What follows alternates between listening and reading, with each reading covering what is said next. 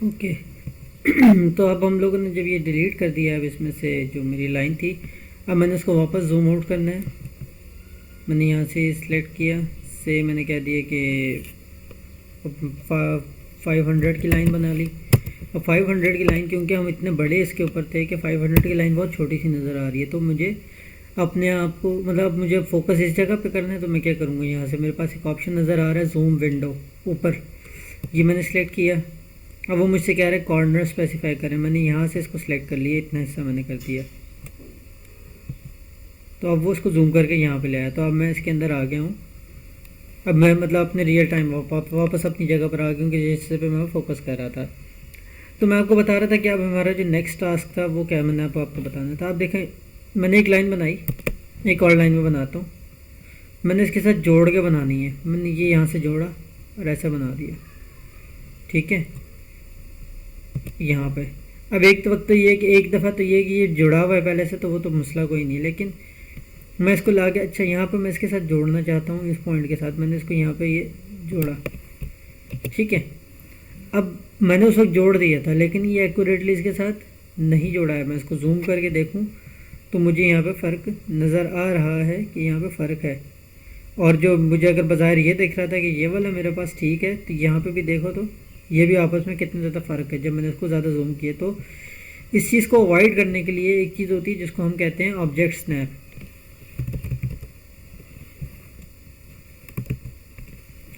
Object snap के अंदर ये होता है कि वो जो है ना, फिर अब जब मैं लाइन सेलेक्ट करूँगा तो अब वो उसके एजेस पे चलेगा।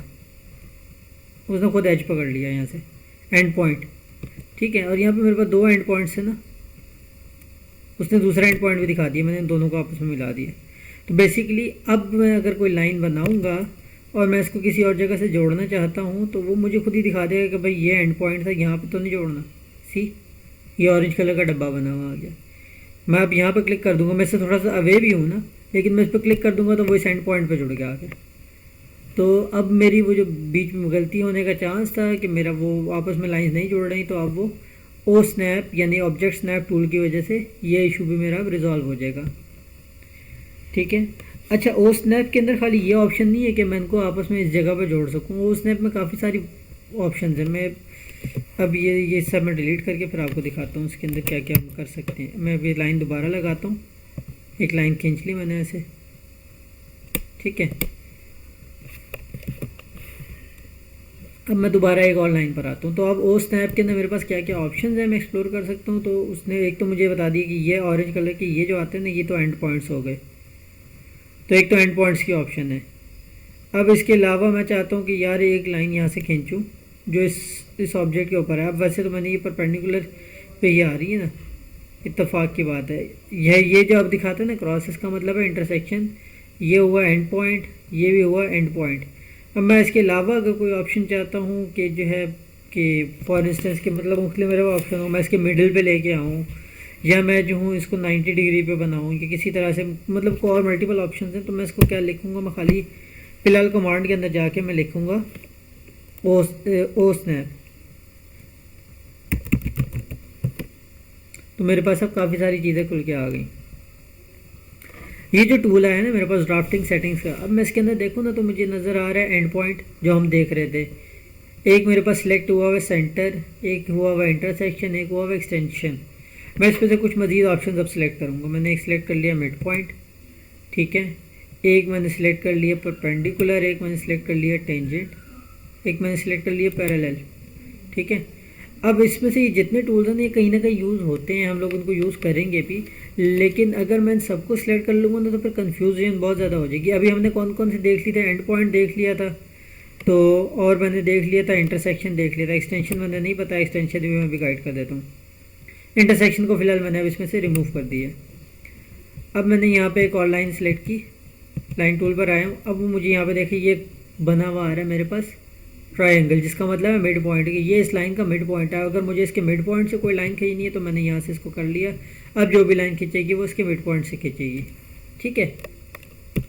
इसी तरह से मैं एक और लाइन लेता हूँ, मैंने ये पॉइंट लिया यहाँ से, ठीक है। मैं यहाँ पर आया, उसने खुद ही मिड पॉइंट दिखा दिया, ये मिड पॉइंट है। और अगर मैं इसके परपेंडिकुलर पर आऊँगा तो उसने मुझे अब ये देखें हल्का सा मैं टेढ़ा हूँ, लेकिन एक इधर ना परपेंडिकुलर का एक निशान बना हुआ आ रहा है।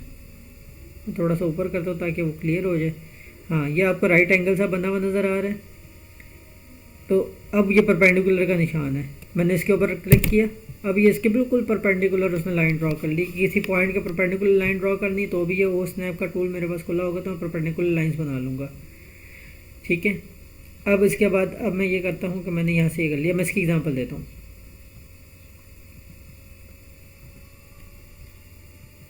ये मैंने 3 लाइन्स खींच ली। अब मैं यहाँ से एक और लाइन लेता हूँ जो मैंने ली इसके मिड पॉइंट से। अब मैं यहाँ पे आता हूँ तो ये तो इसका है एंड, लेकिन मैं इसके परपेंडिकुलर बनाना चाहता हूँ। अब ये तिरछा था तो मैंने इस तरह से परपेंडिकुलर बना लिया। ये अब इसका परपेंडिकुलर ड्रॉ हो गया।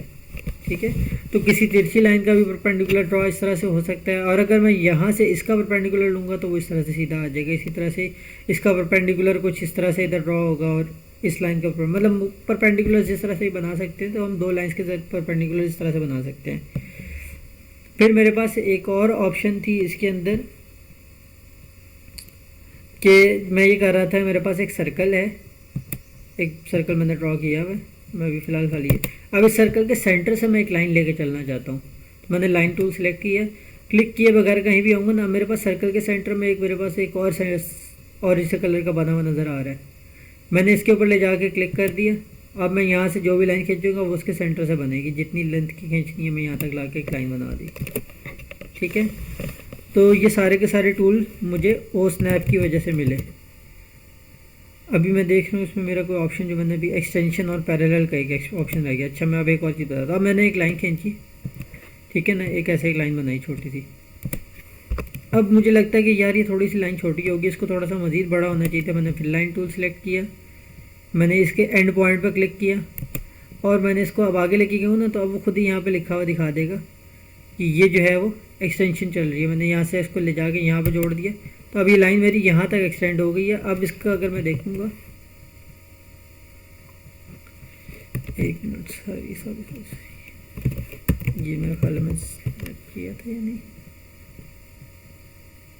एक्सटेंशन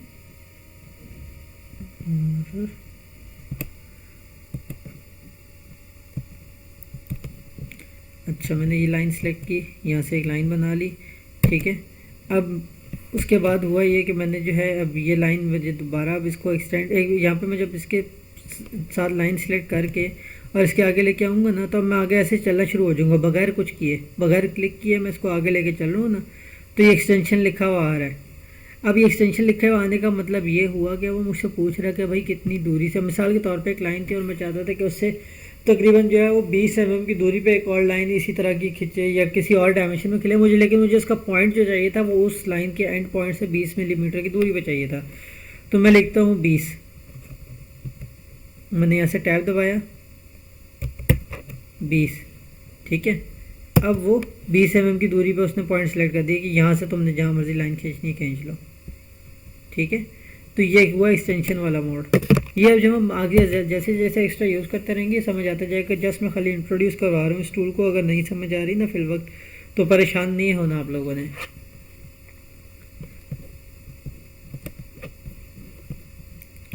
मैं ये एक लाइन यहाँ से भी अब इसको इस तरह से ना कर रहा हूँ। अब ये इस तरह से ये वो मतलब ये एंड पॉइंट है, मैंने फिर एंड पॉइंट मिला दी, ये इसका परपेंडिकुलर आ गया। रिवाइज कर रहा हूँ, ये उस लाइन का मिडिल पॉइंट है, ये इसका परपेंडिकुलर है, ये इसका एंड पॉइंट है।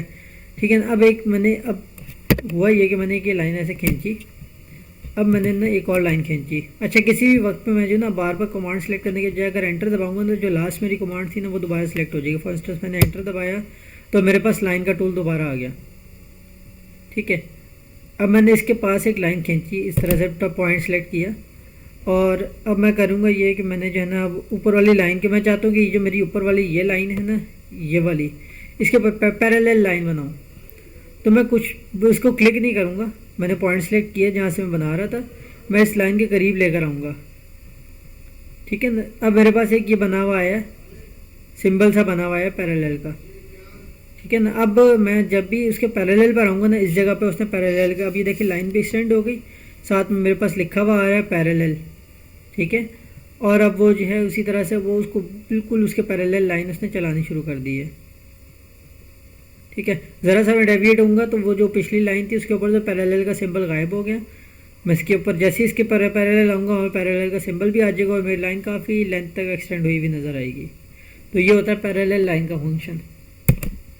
ये मैंने इस तरह से दो पैरेलल लाइंस आपस में बना ली।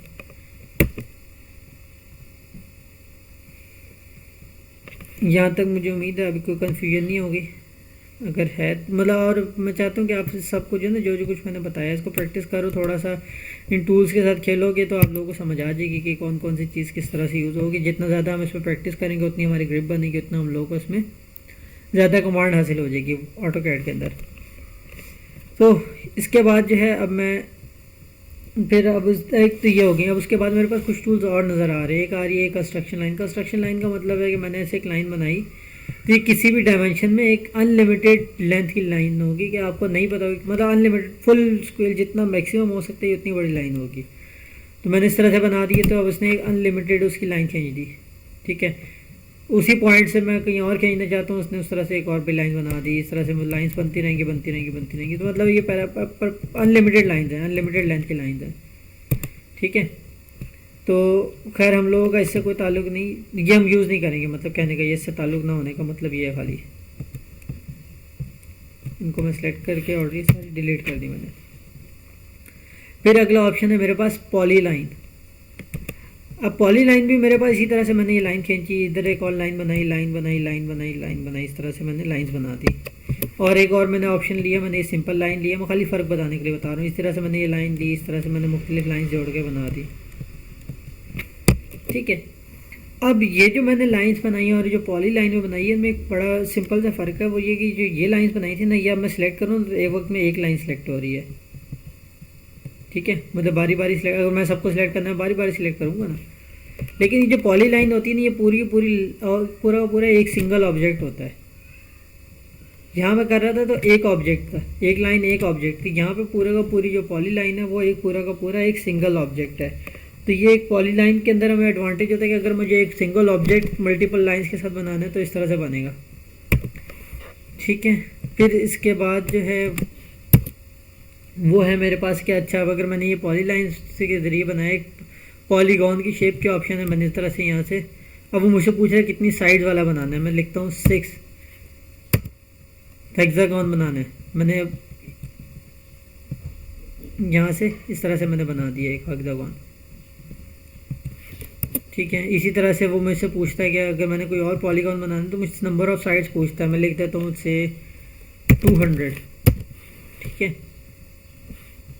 सेंटर ऑफ पॉलीगॉन क्या है, ये दिया। इंस्क्राइब सर्कल सेलेक्ट कर लिया। वो मुझे कह रहा है रेडियस बताओ, मैंने इतने रेडियस का बता दिया। अब जब मैं इसको बड़ा करूँगा तो मुझे वो 200 पॉइंट्स नज़र आएंगे, लेकिन मैं 200 पॉइंट्स छोटा करूँगा तो मुझे वो इस किस्म का सर्कल ही नज़र आएगा, क्योंकि वो बहुत ज़्यादा पॉइंट्स है। ठीक है, फिर इसी तरह तो पॉलीगॉन के बाद मेरे पास ऑप्शन है रेक्टेंगल का। मैंने रेक्टेंगल सेलेक्ट किया, रेक्टेंगल बना लिया, सिंपल रेक्टेंगल जिस तरह से हम बनाते हैं ड्राइंग टूल्स के अंदर, पेंट के अंदर, इस तरह से मैंने ड्राइंग कर ली। डायमेंशन स्पेसिफाई करनी है तो मेरे पास जो बॉक्स बना हुआ नज़र आ रहा है, मैं यहाँ लिख देता हूँ से 50, फिर टैब दबाऊँगा दूसरी वाले पे आएगा तो 50 बाय से 300। तो मेरे पास 50 बाय 300 का एक रेक्टेंगल बन गया। ठीक है, और फिर इसके बाद मेरे पास सर्कल की ऑप्शन है। सर्कल मैंने सेलेक्ट किया। ये मैंने पहले वो मुझसे कह रहा है सेंटर पॉइंट, लिखा हुआ आ रहा है स्पेसिफाई सेंटर पॉइंट, मैंने ये सेंटर पॉइंट बताया।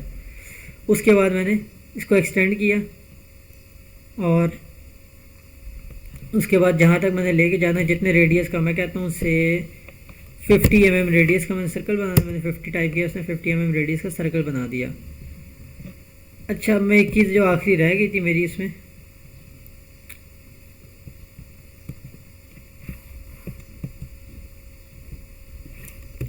सॉरी,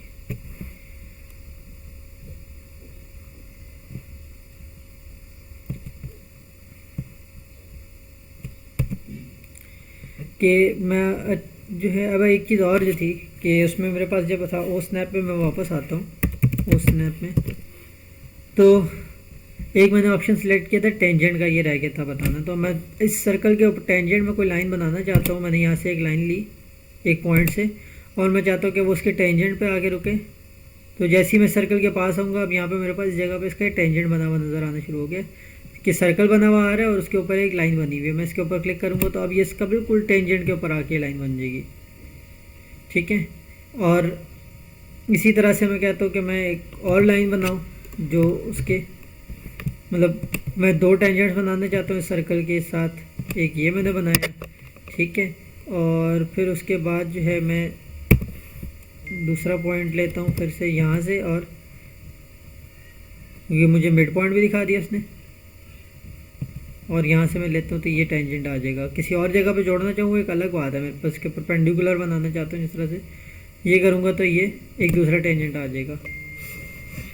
यहाँ से करता हूँ इसी तरह से ये एक और टेंजेंट आ गया, एक इधर से मैंने इस तरह से करके ये टेंजेंट आ गया। तो बेसिकली इस तरह से हम इसके सर्कल के मुख्तलिफ टेंजेंट्स भी बना सकते हैं इसके अंदर।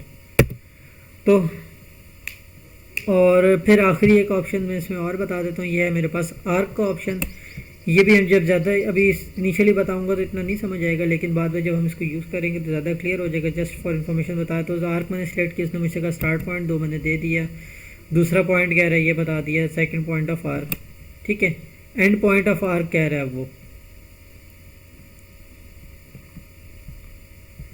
कि अब ये जो है ना बहुत बड़ी सारी आर्क बन रही है मेरे पास इसके अंदर।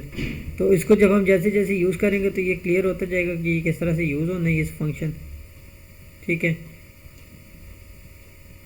मैं इस तरह से इसको लेके आगे आ गया हूँ, ठीक है। तो ये आर्क बन रही है। आर्क का मतलब है पूरा सर्कल नहीं, कंप्लीट सर्कल। और हाफ सर्कल बनाने के लिए हम आर्क का कमांड यूज़ करेंगे। ये मैंने दबाया तो अब इतनी आर्क बन गई। तो और एक और चीज़ वन लास्ट, बस आज की आखिरी बात है इस लेक्चर की, कि जो मेरे पास कुछ कमांड्स हैं इसके अंदर मेरे पास मल्टीपल ऑप्शन होती है। जिस तरह आर्क है, मैं यहाँ पे लेके आया हूँ ना, तो ये मेरे पास के साथ नीचे एक एरो का बटन बना हुआ नज़र आ रहा है जहाँ specify start point of arc और लिखा है ना, तो और के बाद एक एरो डाउन का बटन दबा हुआ है। तो मैं जब कीबोर्ड से डाउन प्रेस करूँगा ना नीचे वाला बटन, तो अब वो जो है मेरे पास ऑप्शन आएगा, एक आएगा सेंटर लिखा हुआ आ रहा है, ठीक है। इसमें और भी ऑप्शन होते हैं, ठीक है। और अगर मैं ये इस सेंटर के अलावा कोई और ऑप्शन लेना चाहता हूँ तो मैं एक और भी तरीका है, वो है मेरे पास, मैं ड्रॉ पे आता हूँ। इस ड्रॉ के अंदर कुछ तो मेरे पास सीधी सीधी है, लेकिन आर्क है या सर्कल है, इसके अंदर मेरे पास काफ़ी सारे ऑप्शन आ रहे हैं। अब ये मुझसे कह रहे 3 पॉइंट्स की आर्क बनानी है, कि फिर कह रहे स्टार्ट और सेंटर और फिर एंड है, स्टार्ट सेंटर एंगल की है, स्टार्ट सेंटर लेंथ की है। तो इस तरह से मुख्तलिफ हमारे पास ऑप्शन होते हैं कि आप जो है वो अपनी आर्क के बारे में आर्क को किस किस तरह से ड्रॉ कर सकते हैं। इसी तरह से सर्कल है, तो सर्कल के अंदर सेंटर जो मैंने बताया था कि सेंटर से मैं रेडियस के एंड तक ले गया था, फिर एक मैंने सेंटर वाला लिया, यहाँ से पॉइंट लिया। अब मैं इसको खींचूंगा तो वो डायामीटर के ऊपर चल रहा है। मैंने इसको जो है वो जब मैं इसको बड़ा कर रहा हूँ तो ये जो अब इसके पास डायमेंशन आ रही नहीं, ऊपर जो लिखा हुआ आ रहा है ये मेरे पास डायामीटर लिखा हुआ आ रहा है, ये इसका रेडियस नहीं लिखा हुआ। मैंने अगर 100 यहाँ पे डाला ना इस वाली ऑप्शन में, तो ये 100 डायामीटर बना, 100 रेडियस नहीं बना। और इसी तरह से मैं अगर एक और ड्रॉ करता हूँ, ठीक है, और इस केस के अंदर मैं सेंटर रेडियस कर लेता हूँ, और मैं इसका सेंटर पॉइंट जो है वो ये मैं ये वाले के ऊपर आता हूँ, इसी सेंटर पॉइंट से बना रहा हूँ। अब मैं इसको अगर करता हूँ ना 100, अब ये देखो कहाँ पे आके जोड़ा 50 पे। तो पिछले वाले में मैंने जो है वो 100 जो मैंने बताया था वो 100 उसका डायामीटर था, और अब मैंने अगर 100 किया तो 100 इसका रेडियस होगा। तो ये मेरे पास 2 मुख्तलिफ तरीके हैं सर्कल ड्रॉ करने के। तो इस तरह से कुछ ऑप्शंस के साथ ड्रॉप डाउन मेन्यूज़ हैं, तो वो विद टाइम हम लोग उनको सीखते जाएंगे तो हमें पता चल जाएगा किस किस तरह से क्या है। कुछ समझ ना आया हो तो आप लोग मुझे व्हाट्सएप के ऊपर पूछ सकते हैं, जो भी आप लोग प्रॉब्लम हो उसके अंदर मैं आप लोग गाइड कर दूँगा अकॉर्डिंगली। अल्लाह हाफ़िज़।